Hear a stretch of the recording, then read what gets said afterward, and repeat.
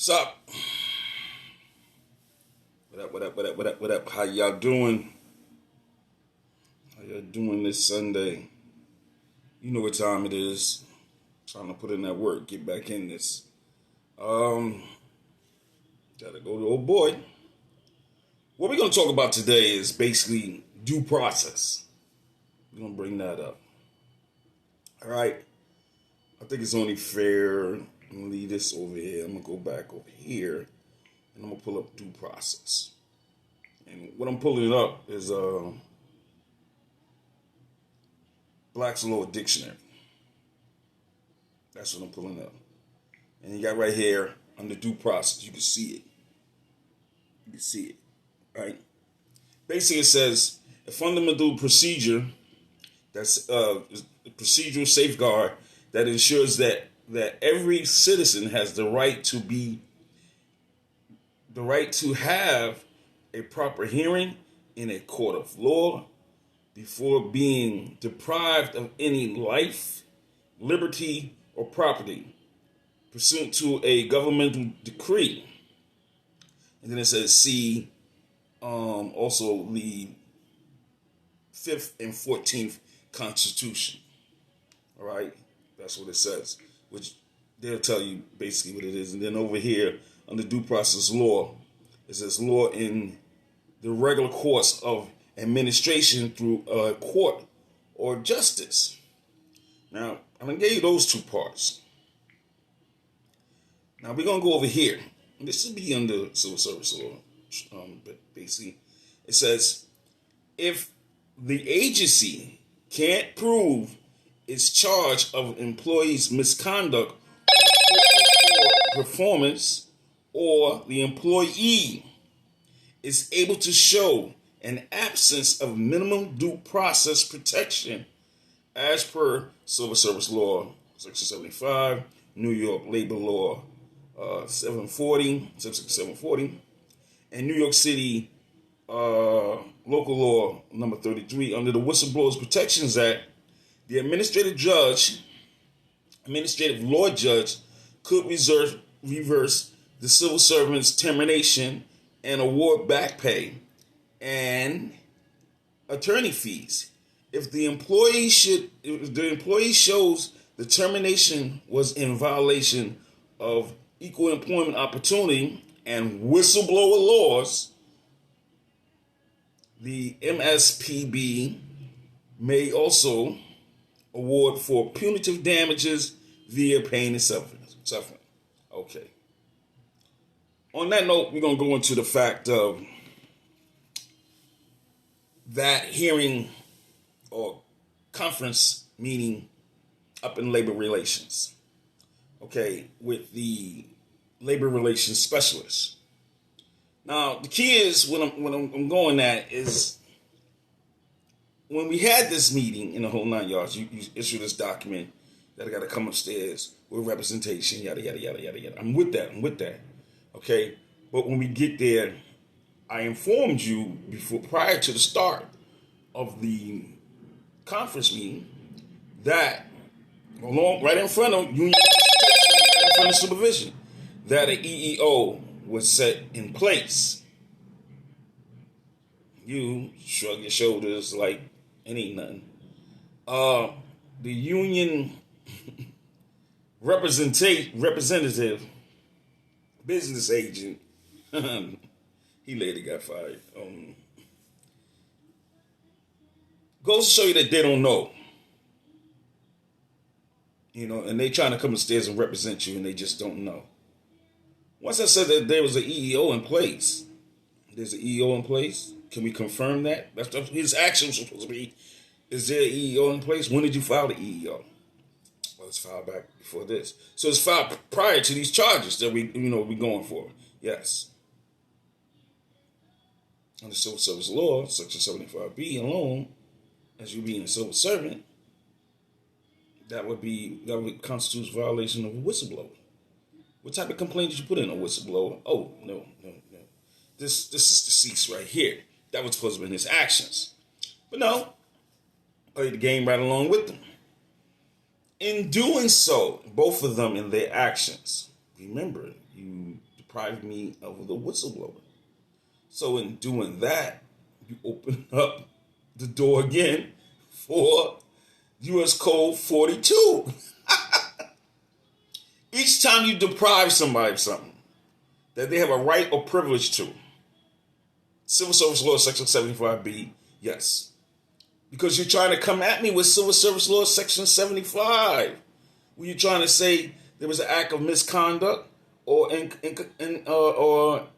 incompetency? You was trying to say that. There was none. But because I put up charges against the dirty director, a.k.a. the probationary employee, new hospital police director, y'all thought it was best to say, let's do what we can to get this guy out of here. You know, we're gonna take care of our own. Not a problem. Not a problem. Remember, once the document is brought before you, or in your corporate compliance policy, where it says, how do you file a complaint? And it says, talk to a supervisor or talk to a member of management. Once you talk to them, bing, it's there. So I went to supervision with my complaint, and they told me to go to the EEO. I went to the EEO with the complaint. Did what I was required to under your corporate compliance policy. Did what I was required to. So that basically locked that whistleblower in. Now I got actions under due process by depriving me of my whistleblower. Kicks in the federal law. Kicks it in again. You done kicked in this Jackie Robinson, this U.S. Code 42, deprivation of a right or privilege. You kicked it in so many times. It's ridiculous. You, New York State Division of Human Rights, the representing union Teamsters, y'all kicked this in so many times.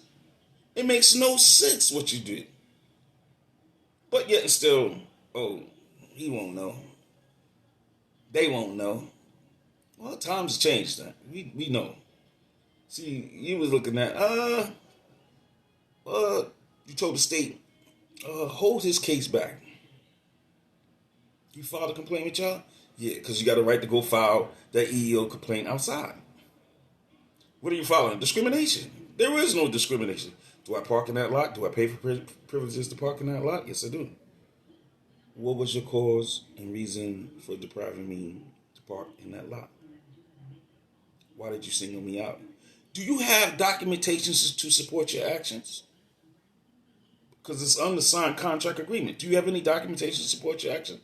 What was your cause? What was your probable cause? What was your cause and reason for singling one person out?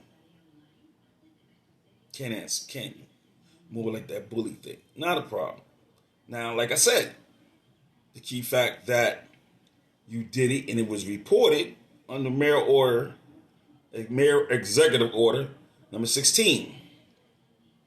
He did break a law when he took the car and used the car in a threatening manner. Okay, so we're going to go to 1212 traffic law, right? Which is reckless driving. But under that recklessness also comes in subsection 120.20. Recklessness or reckless endangerment. That use of a motor vehicle in a threatening manner. Did you threaten physical harm? Did you place a person in fear of physical injury? You did. Not only did you violate that, you violated 120, 120.15. Menacing. Then you did 120.45. Yep, we're back. Like I was saying. That's 120.45, which is stalking. 19500, misconduct. Public public employee. Like a gross misconduct. We're gonna go to 2020 for the corporation. Criminal liability. 2025 criminal liability because you work for the corporation and you're a director. So the key thing is you got everybody to work with you, right? Yeah, that would bring in what's that, 105.000? That would bring conspiracy on everybody who was involved. All of those who played along with you. So you're looking at all of those laws that you use to bring about corruption. And like I said, that's in violation Mayor Order, Executive Order number 16, where they're obligated to report it. Oh, I didn't report it because of what? Because of what? Give us a good cause or reason. Well, no. And then, like, we look at the fact how the EEO was informed, and then she shot it to the side. And then in the outcome, after they made their decision, within 6 months, she was transferred like the other people. They was transferred. What up, Clark? How you doing, babe? They were transferred to another facility. And now they hold a position as the Human Resources Director. How did you get a parachute when you was negligent? Gross negligent. Let's even go further. All right. The complaint was filed with you. And when the complaint went outside, because you didn't do what you were supposed to do by your timeline, because when it was filed with you, how did the charges, these fraudulent charges, how did I get into a meeting up in Labor and Relations for these fraudulent charges when you didn't address the whistleblower? That would bring about gross negligence right there. Yeah. Violation of corporate compliance policy. Yeah, right there. So how did you get a parachute to go to another facility and become a director of that department? And then the Human Resources Director, oh yeah, you're next, baby. You're next, because what do you say, as in your letter says, as the designatee, and you knew about this? You knew about this. You knew this guy was a problem. But yet, okay, we're going to go along with this. But all of these laws are being broken. And then here you guys are getting parachutes under the senior vice president. Remember? The senior vice president is the one who gives you the transfers. And then also approves for you to take another position of promotion. Nah. Not while I'm suffering. And just to think about it, how many other people have you done this to? That's the key. That's the key. We look at the fact of the representing union and how they were negligent in their actions. It's really quite funny because the president of the union is from Woodhull. And he holds the title, rank as a senior special officer, level 2, which is captain level. So it's kind of sticky there because you're from Woodhull. So technically, you're under the dirty director.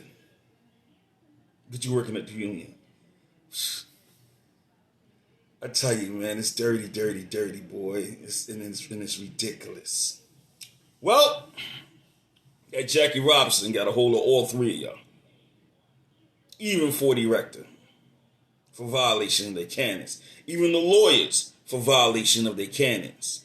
We could go into the fact of the representing lawyer for the employer. When the facility's labor relation officer gave you those documents and the information as far as the evidence that was filed on the record, I'm quite sure she looked at it and was like, this is all fraudulent stuff. And I just said, you know what? He'll never know. Have you ever thought about the trick that was for you to go ahead and do it? You'll say, well, what took you so long? Number one, I had to learn law. Not law enforcement, law. To trap you in your own stuff. Why? Because you broke so many laws.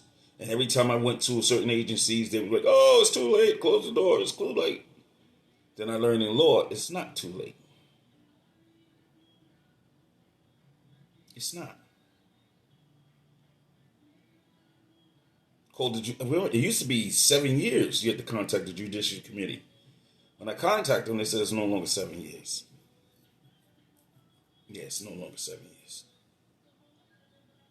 So we look at that fact. You got certain people they was already separated from service. That's fine. But it's still what we call based on the fact that civil service, there's still a remedy, baby. Ain't letting that go. As a civil servant, you must understand. As a civil servant, when you take that test and you pay for that test in the whole 9 yards, after your probation, your job is yours. It's like property. That's why they must use due process. And if they violate due process, anything and everything they did is thrown out under your substantive and substantial right. Because now it has to go back to the private side.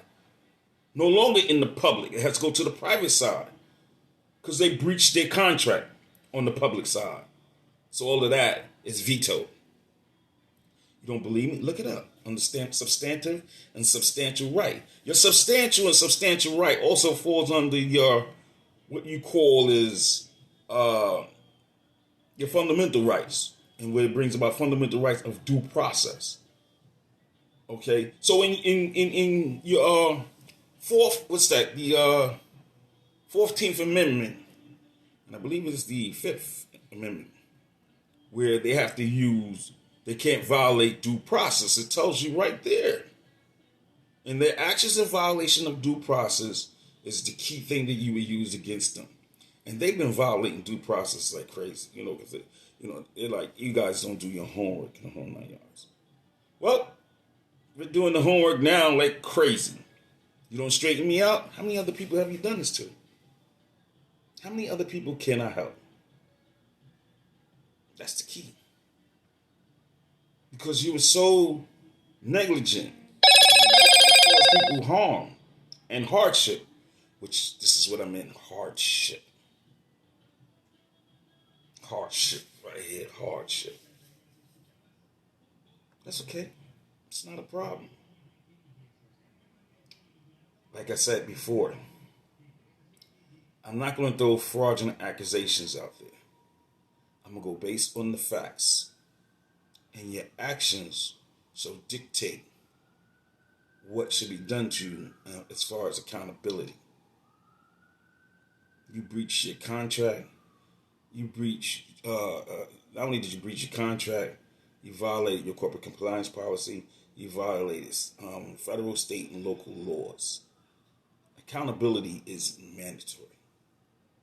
For each and everybody that you brought upstairs to labor relations and had them wrongfully separated from service.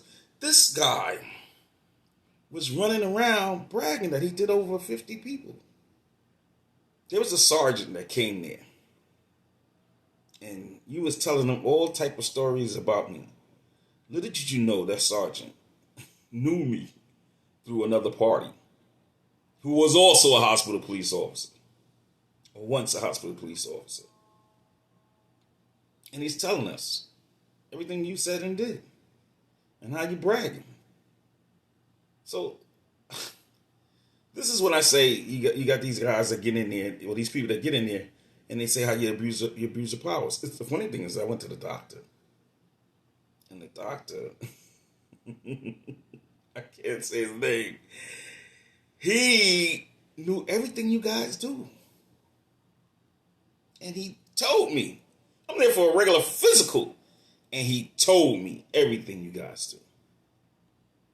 How you get in here, you screw up and get caught. So let's back this bus all the way back up to the primary deal we was talking about, which was the labor relations specialist.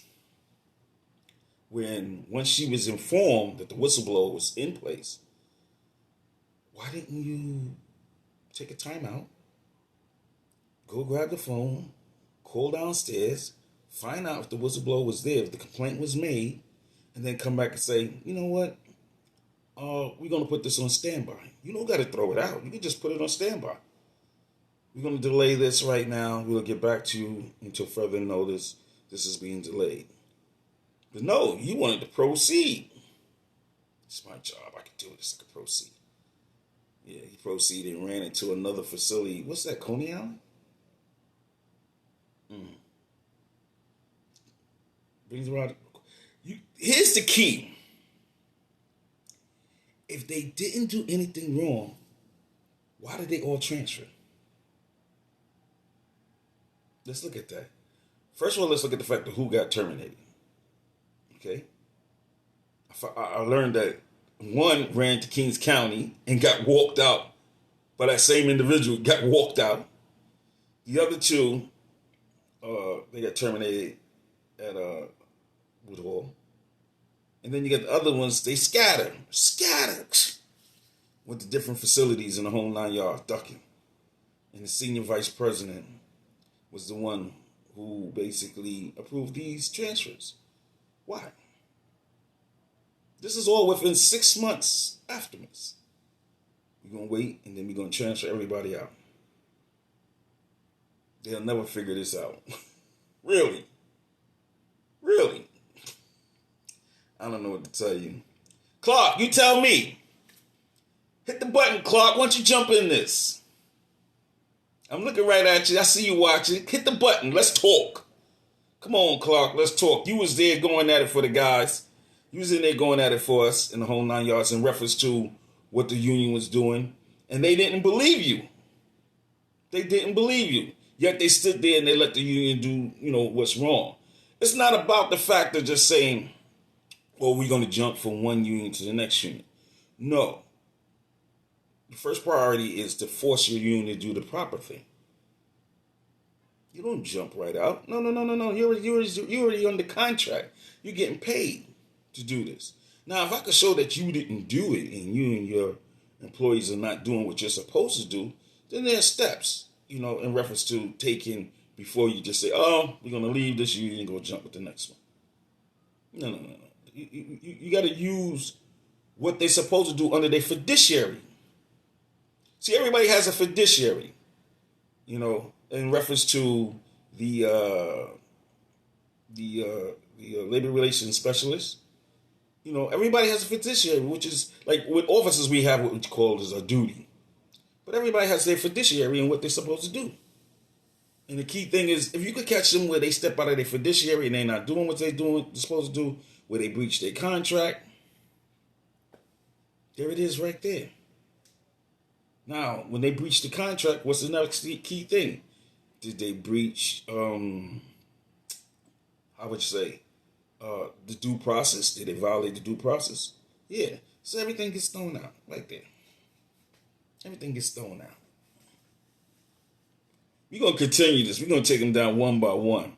I don't know why you're jumping in. You're not jumping in, Clark. You know what this is about. You need to be jumping in, baby. You need to have one of those group jump-offs where we all could go head to head.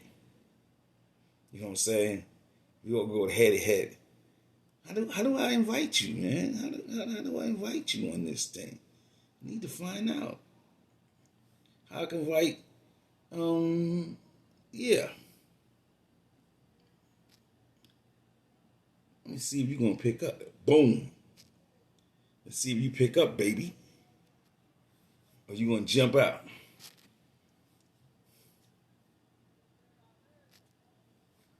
I threw it out there. If you pick it up, then we could talk. Or is it too hot? Is this too hot? Why? It's because it's truth. There's a saying. If something can be destroyed by truth, then it needs to be destroyed. In reference to their nonsense. I ain't letting this go. The longer that I got to do this, the more I'm going to learn about law. I was a regular dude.